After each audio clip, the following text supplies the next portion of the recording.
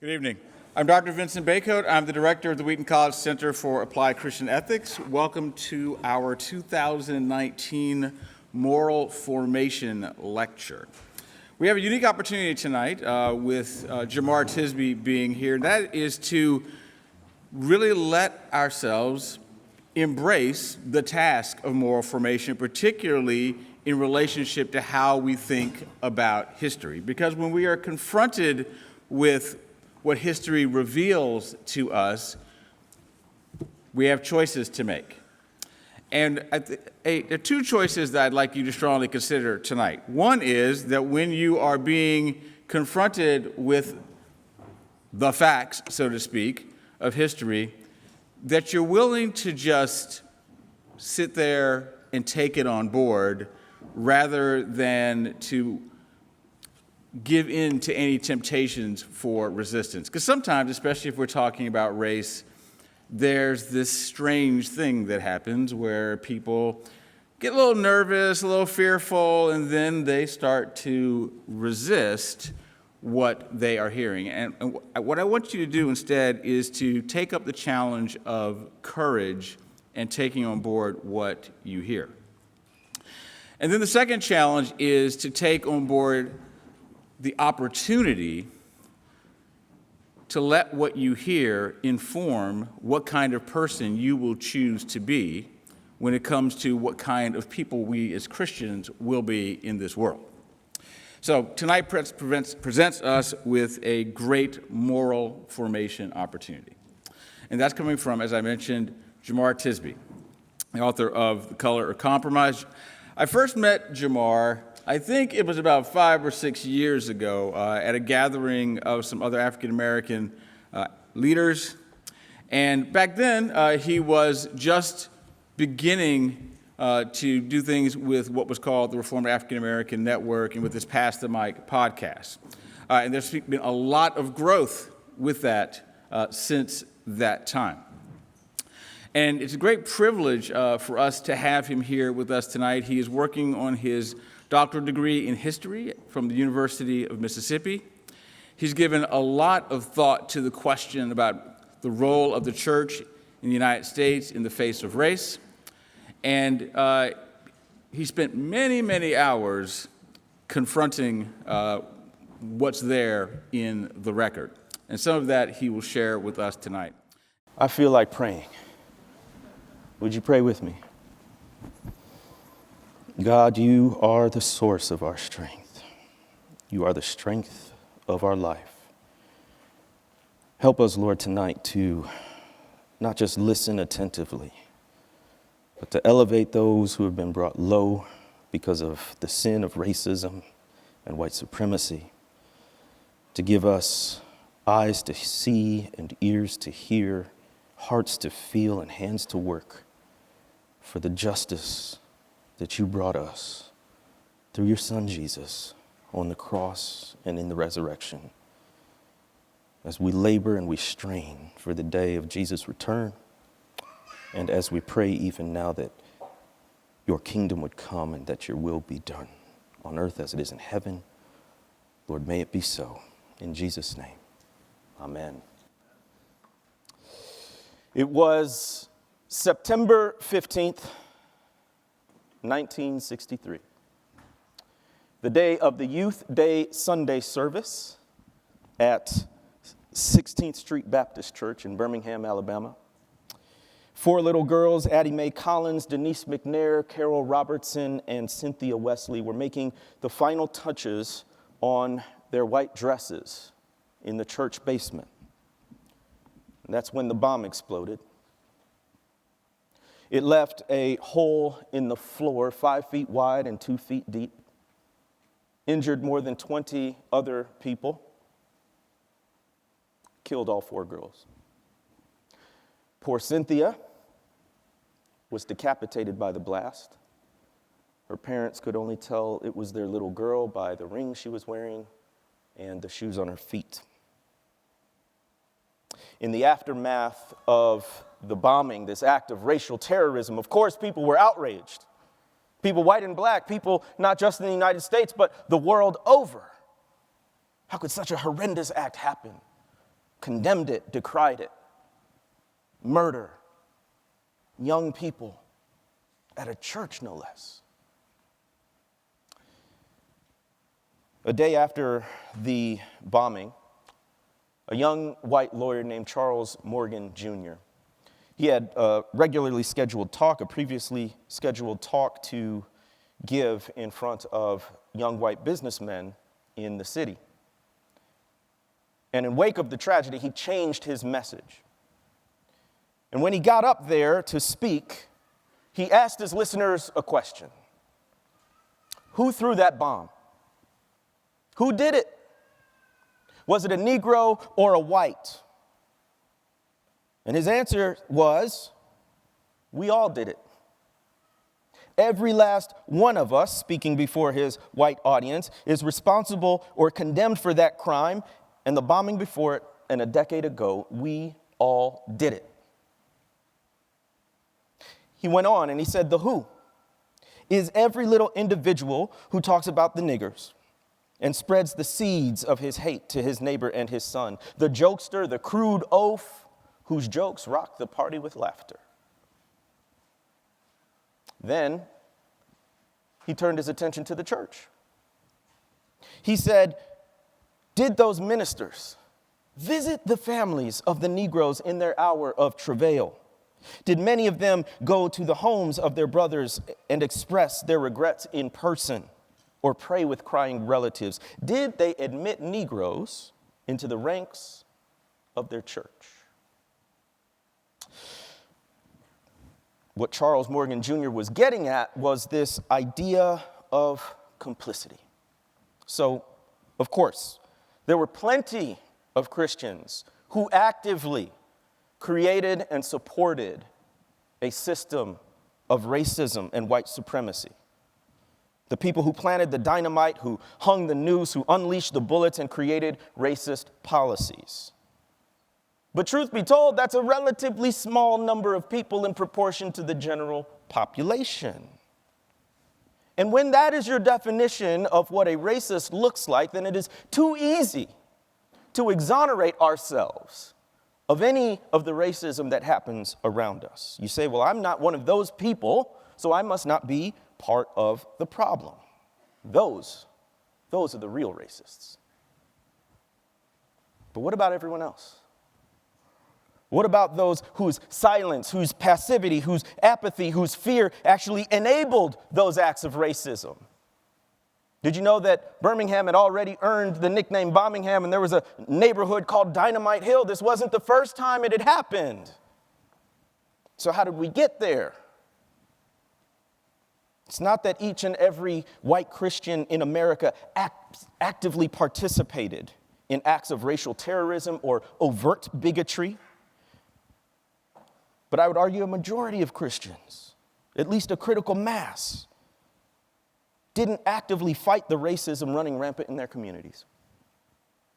The truth is that the most egregious acts of racism, like a church bombing, occur within a context of compromise. So, wrote this book called The Color of Compromise. And because of the title, I'm actually surprised I don't get this question more often, which the title sort of invites, right? The color of compromise. What is then the color of compromise? Is it pink? Is it purple? Is it powder blue? Is it periwinkle? I have no idea what periwinkle looks like. I hear it's a color. Is it the color of compromise? No. I'm not often asked this question, but I'm going to answer it for you tonight. And I argue that the color of compromise is at least three colors. The color of compromise is green for the greed that goes along with racism and white supremacy. The color of compromise is white for the white supremacy that told a story of racial difference that put white people at the top in the center of society while all other people of color were deemed marginal or other or lesser. And the color of compromise is red for the blood that accompanied the physical violence that was always necessary to maintain a system of greed and white supremacy. So, I'll talk about each one and I'll close with a call to action. Let me preface it by saying, I'm going to use the words black and white. I'm going to use the word white supremacy and all of these things that are triggers in other contexts. But you're here, so we may as well be honest and upfront about it, okay? We're on a journey. And if you just walk with me through it, I promise at the end you will know more than when you started. Also, I could tell by your response when the choir was up here, you're a little tight tonight. You're a little rigid. I don't know why we didn't all stand. I don't know. But if talking about these subjects, I need an amen corner. And so if I say something that resonates with you, let me know. Say amen. Say, preach, brother. Say, oh, you're stepping on my toes now, whatever it might be. But it's okay. We're going to go through this together. First, a little bit about me. This is the beginning of a conversation. So you're going to have a lot of questions, and I want to make sure that you have the opportunity to find out more. So this is some social media information. Goodness gracious. All right, so you can find me on Twitter and Instagram, both at Jemar Tisby. Two websites that will have some helpful articles to continue this conversation, thewitnessbcc.com and then jemartisby.com.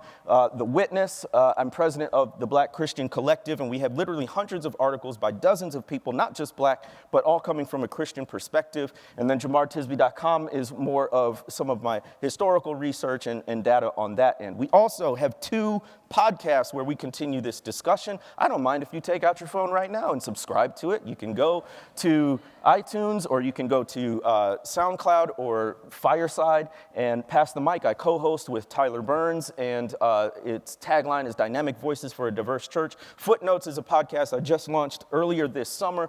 I talk about current events, especially politics, from my own black Christian perspective. So as I said at the beginning, this is the beginning of a conversation. If you want to learn more, those are some resources. Now, let's get into it. The color of compromise is green. So, James W.C. Pennington, who was a black minister and abolitionist in the 1800s, said this: the being of slavery, its soul and its body, lives and moves in the chattel principle, the property principle, the bill of sale principle, and the cart whip, starvation, and nakedness are its inevitable consequences. Do you know that the United States practiced not just slavery, but a specific form of slavery that was race-based, which meant if you were considered black, then you could potentially be enslaved? That because it was race-based, you were born into it. You weren't captured as a prisoner of war or something of that nature. From womb to tomb, you were enslaved because of the color of your skin.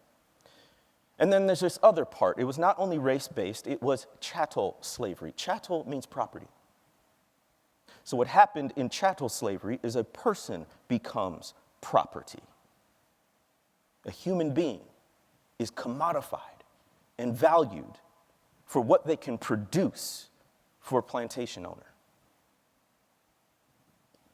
Many people say that slavery was America's original sin. I think it might be more accurate to say that slavery was America's original symptom, and its original sin was greed. So, to break it down simply, in a capitalist system, your goal is to maximize your profit and to minimize your loss. If you've ever looked at a budget or been in charge of one, typically the biggest slice of the budgetary pie goes to wages and benefits and salary for your workers. So, if you want to cut costs and save money and increase your bottom line, the easiest way to do that is to reduce the salary, benefits, wages for your laborers. Or better yet, don't give them any at all. That's what happened with race-based chattel slavery. Plantation owners seeking to make a profit said we can make the most money by enslaving people, giving them the bare necessities of food and shelter and clothing, just enough to keep them productive and nothing more. That way, we enrich ourselves. Now, this isn't to say at all that racism doesn't exist on its own. Human beings never need any excuses to hate one another. We're pretty good at that on our own. But when you add money on top of it, it gives further incentive to otherize people because now you can justify their dehumanization. You can justify not paying them. This is why the Mississippi Articles of Secession say this. Our position is thoroughly identified with the institution of slavery, the greatest material interest in the world. Its labor supplies the product which constitutes by far the largest and most important portions of commerce on the earth. What are they saying there? You can't take slavery away, the economy will collapse. So don't ever let anyone tell you that the Civil War was not fought over the issue of slavery. When people say, it wasn't about slavery, it was about states' rights. I always say, well, the states' right to do what? To enslave people. And furthermore, why did it take the nation's bloodiest war to finally emancipate the slaves? Why was race-based chattel slavery so resilient? It's because it was profitable. There was money to be made. And people fought and died to maintain their comfort. Race-based chattel slavery turned a person into property, attempted by the strange alchemy of the market to transform a human being into a commodity. But Genesis 1:26 and 27 tells us that all people are made in the image and likeness of God, and you can't treat someone like an object. It's a heresy. But this is what persisted for centuries. This commodification of people is why they packed so many people onto slave ships. Most ships weren't created to carry hundreds and hundreds of passengers. They had to be retrofitted to transport that many people. And when they outfitted the ships to transport Africans to the coast of what became the United States, do you think they were thinking about the comfort of the passengers? No. They were treating human beings the same you would treat barrels or bushels or boxes. And the logic there is fit as many as you can as possible. Furthermore, they accounted for the deaths of some people. So they set off from the shore knowing good and well that because of the way they had designed the ship to pack as many people on board as possible without regard to hygiene or privacy or anything like that, that some people were going to die, and that was an acceptable cost of the transatlantic slave trade. You turned a person into property. Some of you know who this is.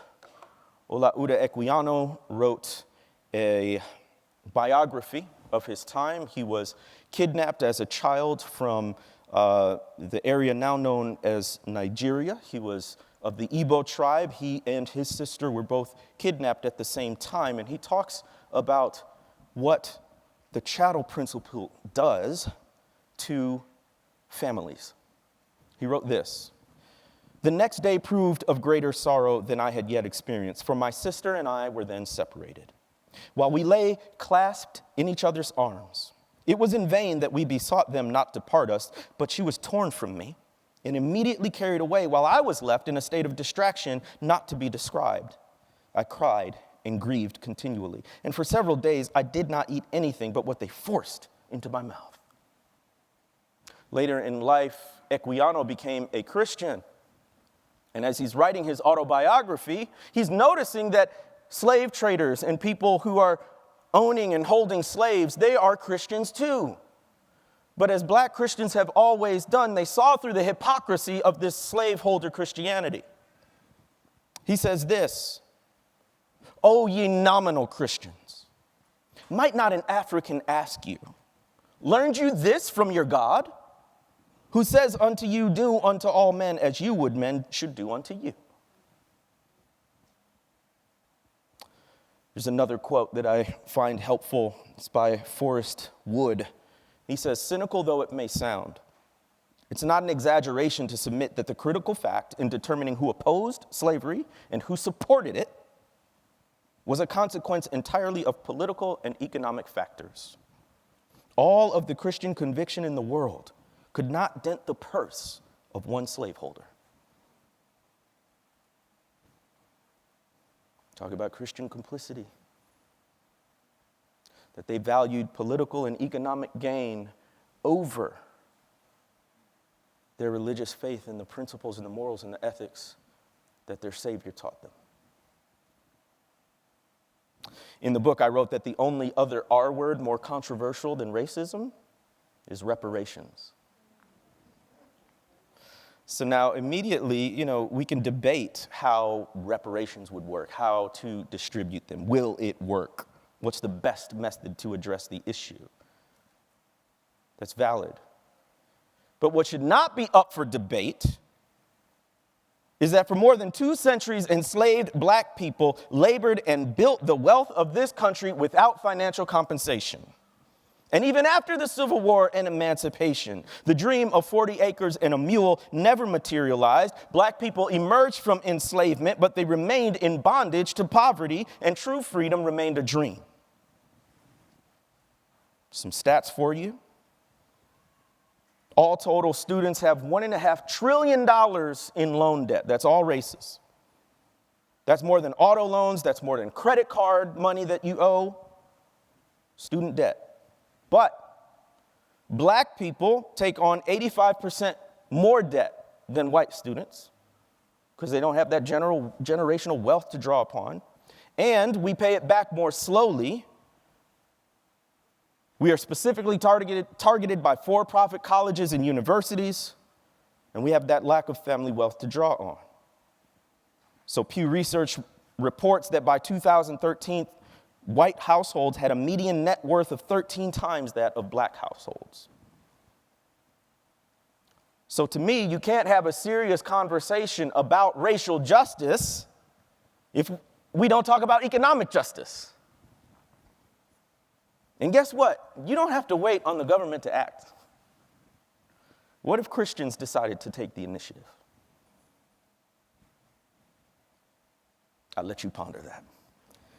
The color of compromise is green. The color of compromise is also white.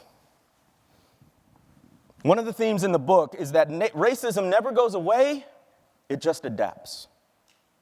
As long as the idea of white supremacy exists and persists, racism and racial inequality will remain. Racism is based on the underlying myth of white supremacy, or as pastor and author Daniel Hill describes it in his book, Whites Awake, the narrative of racial difference. In other words, the stories we tell ourselves about race.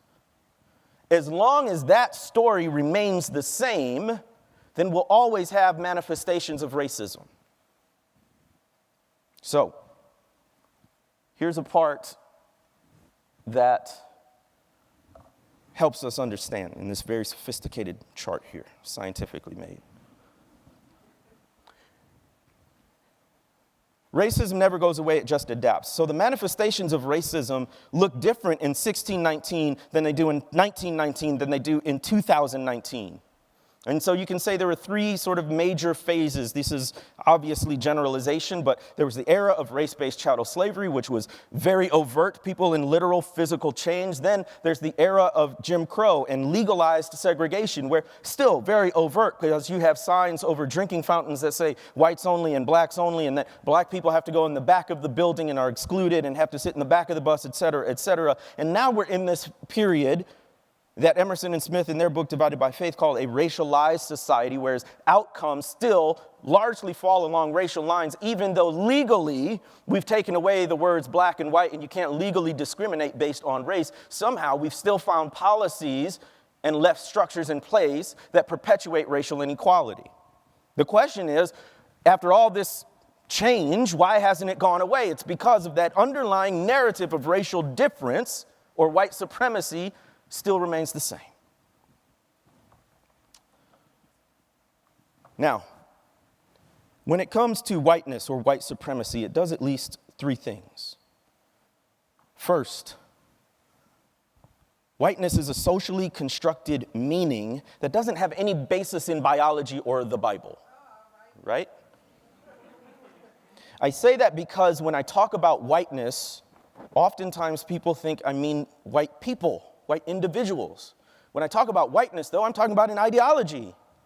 I'm talking about socially constructed categories that have no basis in biblical ontology about who God says you are.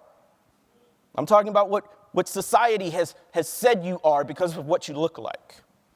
So when I say whiteness, that's what I'm talking about. I'm not talking about John or Sally or Bill. I'm talking about this idea. See how we culturally code different things?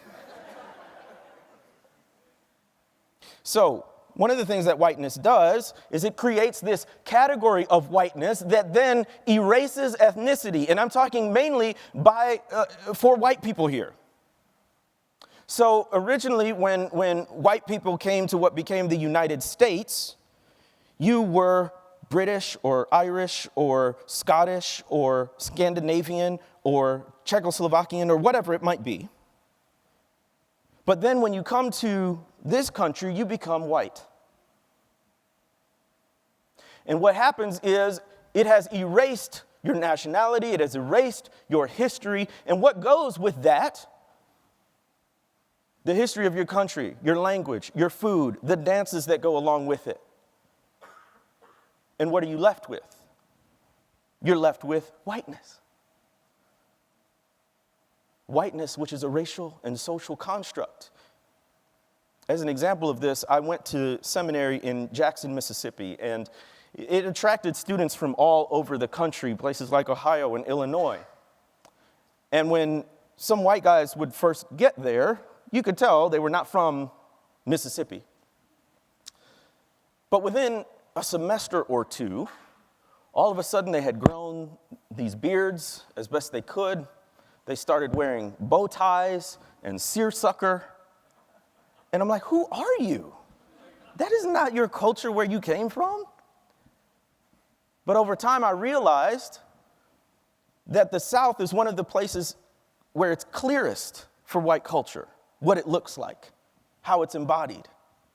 And what happened was a lot of these young male white seminarians would come down to the South and see this entire culture and history associated with the Southern gentleman, and they would adopt that because it was a very clear and overt way of practicing culture. What they didn't do is go back to their Irish roots or their Italian roots. And so when we say we need to divest of whiteness, we're not saying there's something wrong with you as people. We're saying with this construct of whiteness, it has erased this beautiful, rich history and this diversity that you yourself have, even as a person who's considered white in this country. But then what happens, if you don't know that and you embrace this myth of whiteness, then what happens is, the second consequence is it creates this equal and opposite category of black. The narrative of racial difference or white supremacy says that people of African descent have inherently less dignity, less worth, less ability, and less of everything than white people. In between this black and white, if we think of it as a continuum or a spectrum, in between is everyone else, Native Americans, Latino and Latinas, Asian people. And even though people of different races and ethnicities may not be black, they're not white. Right? But the closer you can get to this standard of whiteness, the center of whiteness, the more acceptable you are culturally. And so here comes the myth of the model minority that many Asians deal with. And if you assimilate to the dominant culture, thank you. See, you can talk, it's all right. If you assimilate to the dominant culture, then you have less trouble. You can succeed, you can get promotions, you can get more money. But the moment you assert your distinctiveness and your ethnicity and your nationality, it becomes a problem. There's a difference between Latinos and Latinas who identify with a Central or South American country, or people who are light-skinned versus dark-skinned, people who speak with an accent or not. And to the degree that you can sort of tamp that down and seem more culturally white, the less problems you have in general, until something inevitably reminds people that you're not white. Then it's a problem. There's an article in the Harvard Gazette that says America's traditional racial hierarchy assigns the highest status to whites, followed by Asians, with Latinos and blacks at the bottom. Sometimes that switches based on different factors, but all of us are affected.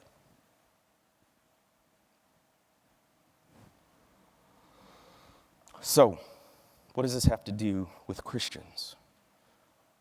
When we talk about white nationalism, that's been in the news a lot lately, I think it's also critical for us to remember the religious dimensions of it, and that there's something called white Christian nationalism that still persists. But it has roots, decades, even centuries old. So, most people don't realize there were 3 major iterations of the Ku Klux Klan. The first was right after the Civil War, when white male Southerners wanted to take back the South for the white man and supposedly protect white women from all these black men who were now free. The third iteration was during the civil rights movement of the 1950s and 60s, when blacks were making more progress in terms of civil rights. The second, and in many ways the most widespread manifestation of the Klan, came in the midst of the Jim Crow era. So in 1915, this movie comes out called Birth of a Nation. It was the first blockbuster film in U.S. history. It was a 3-hour-long black and white silent film. Made it to the White House. Woodrow Wilson showed this film, and it talked about the rise of the Klan, the rise of the KKK, as this noble thing against northern carpetbaggers and freed black people. And it made it to the White House. Woodrow Wilson showed it to audiences in the White House, and he liked it so much, he said it was like writing history with fire, with lightning, rather. And so, think of this romanticized idea of the South. Think of Gone with the Wind, right? These beautiful plantation mansions, these beautiful white people, plantation owners, and belles of the South, and then the happy black slave, content in their position of servitude. That was the idea behind the film. Well, the film proved so popular that it actually spurred the rebirth of the KKK. So on Thanksgiving Day in 1915, a former Methodist circuit rider, a preacher, assembled a group of white men to hold a ceremony. They ascended to the top of Stone Mountain, the front of which is covered with Confederate heroes. And they did a ritual taken from Scotch-Irish lore. They erected a big wooden cross and they burned it. Then, they also constructed an altar of stone and placed on it 2 objects, an American flag and a Bible. The Bible was opened to Romans chapter 12, a chapter that states, among other things, be devoted to one another in love. The cross, the flag, the Bible, an altar, white Christian nationalism. All those elements there, and to an extent still there in certain pockets today. The color of compromise is white. Lastly, the color of compromise is red. In many ways, this is the hardest section, because one of the things we don't often talk about is the violence associated with greed and white supremacy. So, I warn you, it's very graphic. Not only do I talk about lynching, but I talk about the gendered violence enacted toward black women of rape. I do this not to be sensationalistic, but because if we don't recognize in brutal detail what happens when you have a system of racism and white supremacy and greed, if we don't understand how that affects people physically, then we won't act with the urgency that the problem requires. White supremacy says that in order to maintain power, in order to maintain control, At the end of the day, violence is necessary. Physical violence has always been necessary in the maintenance of white supremacy. This is a quote from Ta-Nehisi Coates' book, Between the World and Me. He says, it's hard to face this, but all your phrasing, race relations, racial chasm, racial justice, racial profiling, white privilege, even white supremacy, serves to obscure that racism is a visceral experience, that it dislodges brains, blocks airways, rips muscle, extracts organs, cracks bones, breaks teeth. You must never look away from this. You must always remember that the sociology, the history, the economics, the graphs, the charts, the regressions, all land with great force upon the body. Now listen, the image of God can never be erased, but it can be defaced. It can never be completely destroyed. And black people know this. When we experience racism and oppression, we know something's not right. We know that we don't deserve to be treated this way simply because of the way God made us and the bodies he gave us. And so then what happens is you start to resist oppression. But guess what? That's not good for the bottom line or the status quo. So how do you put down this spirit in all of us that rises up to resist injustice because we know deep down that we're worthy of dignity, we're worthy of respect? How do you stamp that out when you have the thumbprint of God on you? The only way you can do it, ultimately, is through violence. So that's what happens. How does this myth of white supremacy keep control? How do you make sure that myth persists? You rape, you lynch, you shoot, you choke, you murder. You instill fear. So, in 1904, a lynching occurred. We're not sure of the details, as is often the case in situations like this. We know it was over a bit of a love triangle between 3 black people, 2 black men who were sharecroppers, and 1 black woman.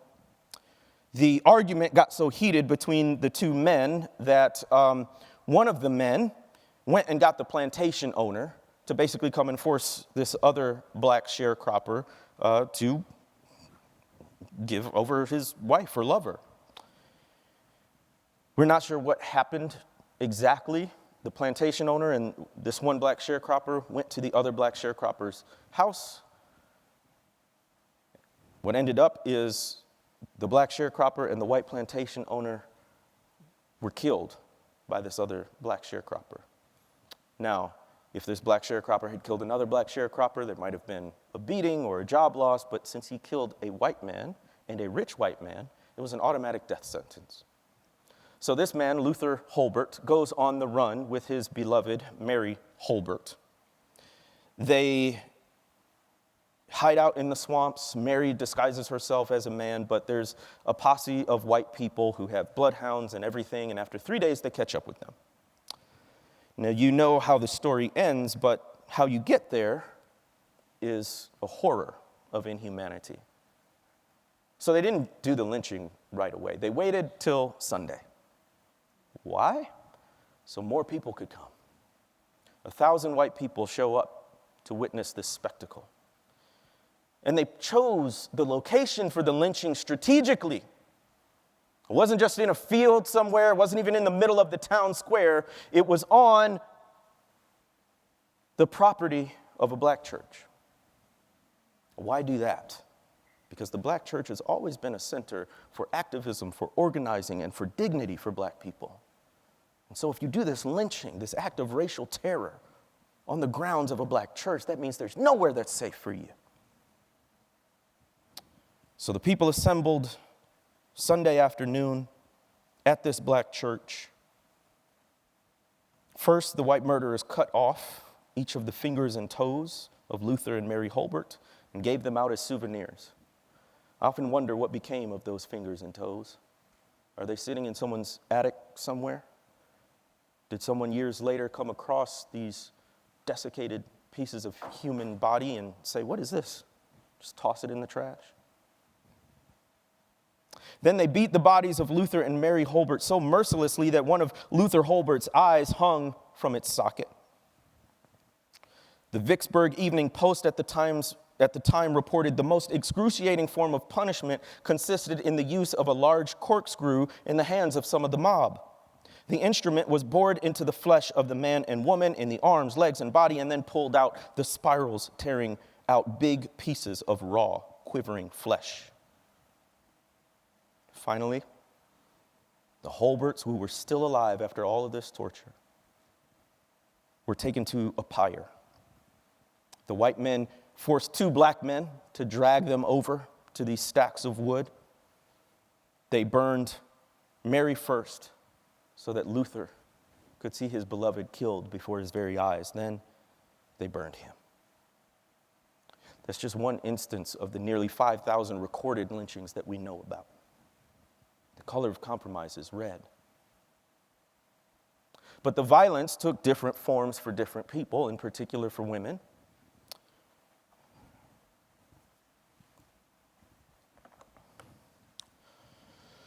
On September 3rd, 1944, Reese Taylor was on her way home from late-night worship at Rock Hill Holiness Church in Abbeville, Alabama. Historian Danielle McGuire wrote that Taylor had been walking with two other churchgoers when a green sedan filled with 7 young white men pulled to a stop on the road, and holding her hostage at the point of a gun, they accused Taylor, who had been with her companions at the church all day, of stabbing a white man earlier that night in another location. They ordered her into the back of a car, drove her to a secluded pecan grove, told her to get them rags off. Then 6 of them proceeded to rape her. After that, a civil rights activist named Rosa Parks took up the case, and the Chicago Defender, a black newspaper, called it the strongest campaign for equal justice to be seen in a decade. Unfortunately, crimes such as the one Reese Taylor suffered had been an all too common feature of American life stemming back to the earliest days of slavery. In the Jim Crow era, rape persisted as a sexualized form of racial terror. Women were targeted for reasons as varied as retribution for perceived offenses to drunken fits of lasciviousness. As civil rights activist Fannie Lou Hamer would later explain, a black woman's body was never hers alone. And just to contextualize this, it's not that long ago. Reese Taylor only just died on December 18th, 2017. Now, I wish I had time to go into more detail about the origins of the police force, but let me just say that these contemporary protests against police brutality are a continuation of historic attempts to assert the value of black lives in the midst of a society that has constantly devalued black life. To say the phrase Black Lives Matter doesn't mean that only Black Lives Matter. It means that Black Lives Matter too. The hashtag, which says so much with so few words, it's a necessary response to the poison pill of violence enacted on black bodies to this day. To say Black Lives Matter is to protest against police brutality, to protest prisons that don't have working heating systems in the midst of a polar vortex, to protest lynchings and rapes in the Jim Crow era, to protest the fact that black women continue to die in maternity-related deaths at 3 times the rates of white women. To say that Black Lives Matter is to protest against the myriad ways that the American society has constantly said that white lives matter more and black lives are expendable. The color of compromise is red.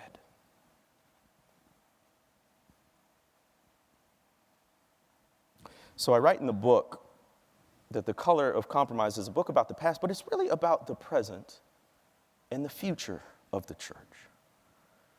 In light of all this greed, the green, that stands for the greed of racism and white supremacy, in light of the white, that stands for this narrative of racial difference, in light of the red, that stands for the violence that supports these systems, what do we do? What do we do as believers who disagree with this, who are horrified at this? Well,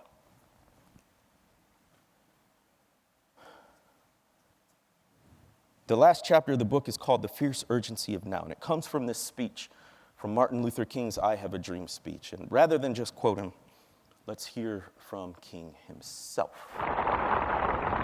We have also come to this hallowed spot to remind America of the fierce urgency of now. This is no time to engage in the luxury of cooling off or to take the tranquilizing drug of gradualism.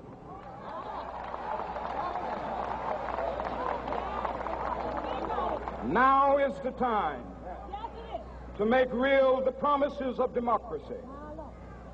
Now is the time to rise from the dark and desolate valley of segregation to the sunlit path of racial justice.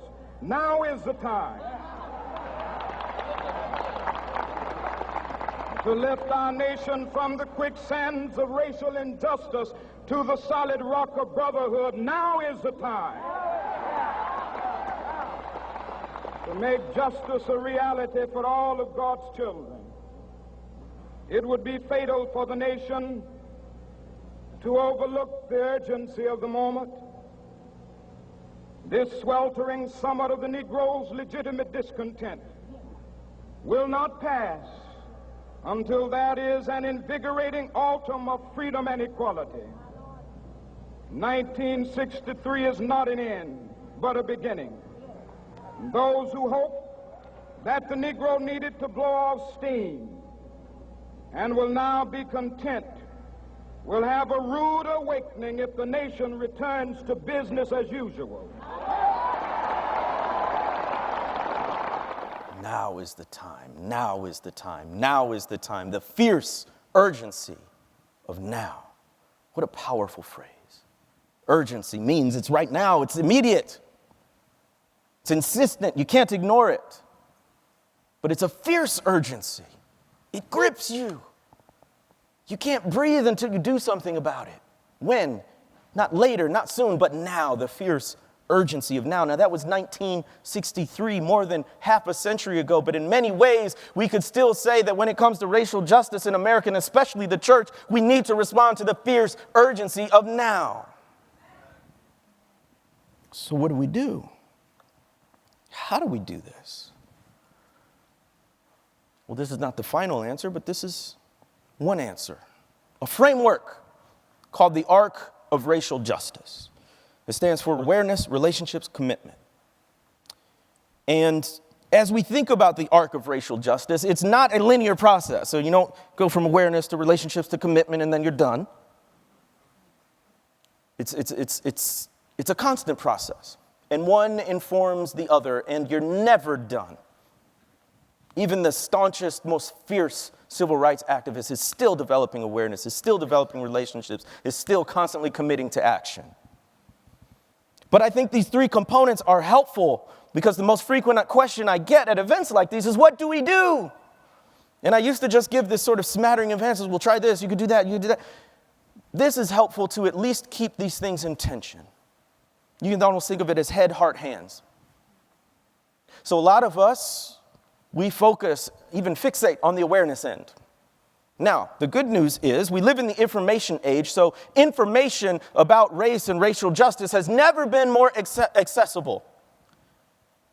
You can read books, you can read articles, a couple of places to start. Here's the practical aspect, so take notes if you want. Read the letter from a Birmingham jail, one of the best works of 20th century American political theology out there. It's only about 12 pages long, but every sentence, every line, every paragraph is pithy, full of wisdom and challenge. I encourage you to read Ta-Nehisi Coates' article in The Atlantic, The Case for Reparations, if you haven't already. And there's a newer project, the 1619 Project, led by investigative journalist Nicole Hannah-Jones, who assembled dozens of historians and artists and other people to write about 1619, the year when 20 and odd Negroes were forcibly brought to the coast of colonial Virginia in what is often regarded as the start of what became race-based chattel slavery.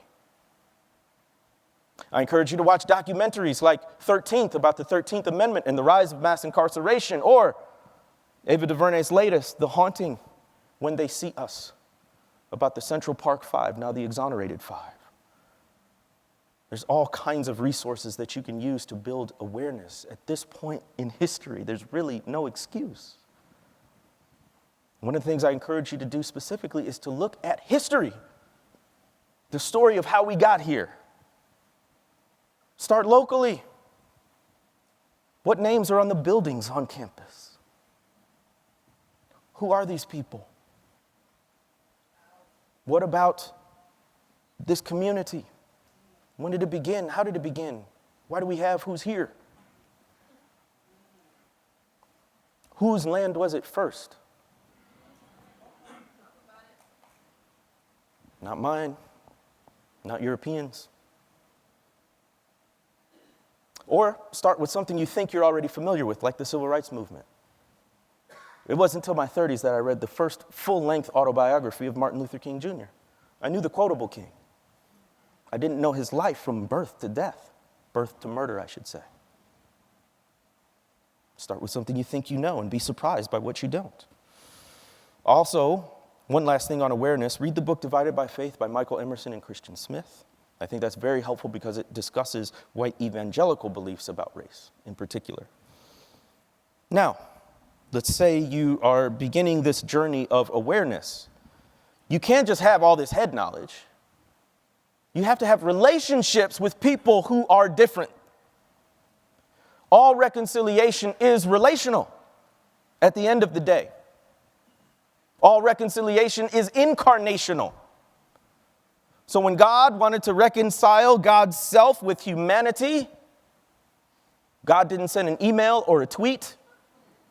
He sent his son. A person who took on flesh. Why? To identify with us in our sufferings and express solidarity with us. What it takes to reconcile humankind to God is not fundamentally different in terms of relationships than it is to reconcile one person with another. We need each other. And for white people especially, it's hard to understand experiences of racial and ethnic minorities if you don't have a person who can put a face on injustice. So you can read about this stuff all you want. You can watch as many documentaries and movies and shows as you want, but until you're sitting across from someone who you care about and who you know, who's experienced injustice, it won't become real to you. It won't become urgent to you. A word to people of color, and especially my black brothers and sisters, we have to take care of ourselves too. So these relationships are exhausting. Why? Because we constantly have to explain our existence to other people who don't understand it. And some days, it's just not the day. But for a long time, I felt guilt over that. Like I was being a bad Christian or somehow divisive if I didn't want to explain the racial trauma once again to someone else. But I want you to hear from someone that it's okay to take a break. It's okay to pull back. It's okay to take care of yourself. This is a marathon, not a sprint. And for my white brothers and sisters, it's not saying don't ever ask people of color about their lives or their experiences. It's just saying leave space for them to have time. And there's a whole bunch of work you can do to find out stuff before you ask your friend. One of my favorite answers to these questions about race is just 2 words: Google it. It's out there. But here's the problem, especially among many white evangelicals. The problem is racism is one person not liking someone else. It is individual, it is relational. And so if that's the problem, what's the solution? Well, I treat other people nicely. I have friends across the color line. I tell you, some of my best friends are black. I just had a cup of coffee with somebody. We just broke bread together. That's great. I'm not saying don't do that. I'm just saying that's necessary but not sufficient. So all the cups of coffee in the world aren't going to do a thing about mass incarceration. You can have all the potlucks you want, and it's not going to close the racial wealth gap.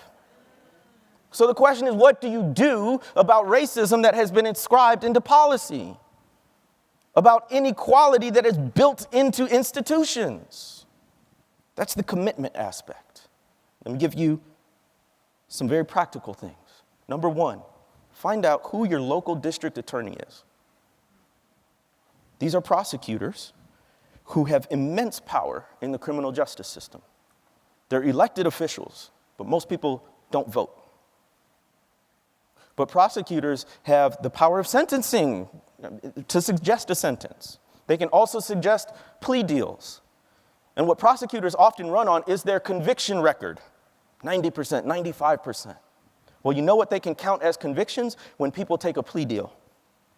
So you have a poor person, often black or brown, caught up in the criminal justice system, often for a petty crime.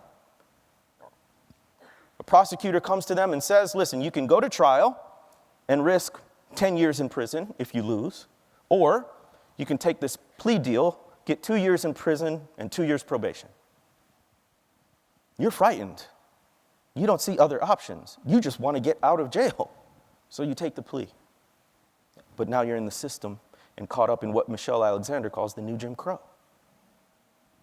But Christians can take action simply by knowing who your local district attorney is, finding out their platform, and pushing for reform. Another thing is voting rights. A lot of Christians, especially white Christians, get real nervous when you talk about politics. I don't care. I mean, I do, but I don't, right? You can't talk about justice without talking about policies. Policies are enacted through politics. But the ideal of a democracy of one person, one vote has never been secure. And even now, they are closing or moving polling stations.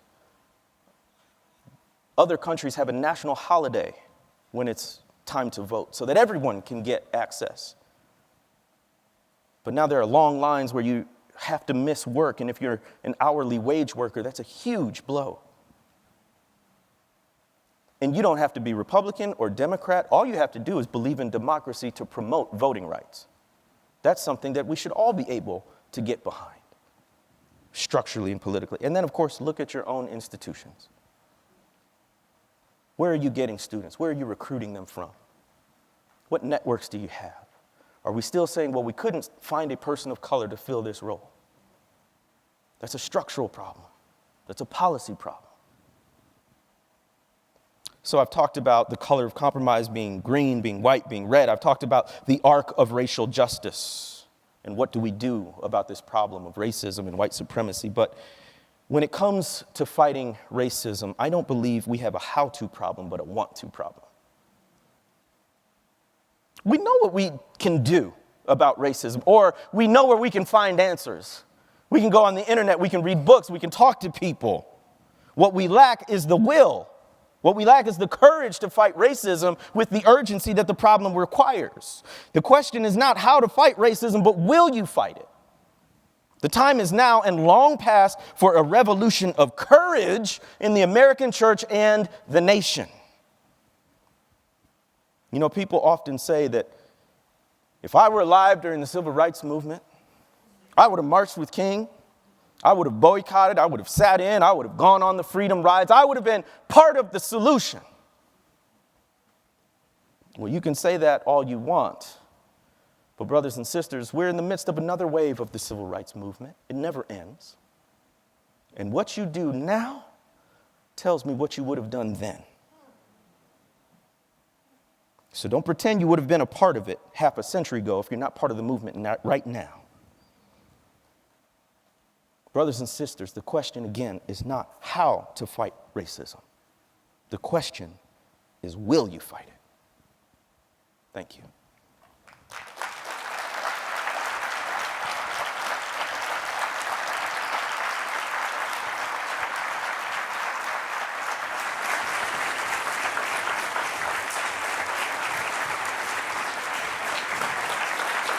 Oh, they're very nice.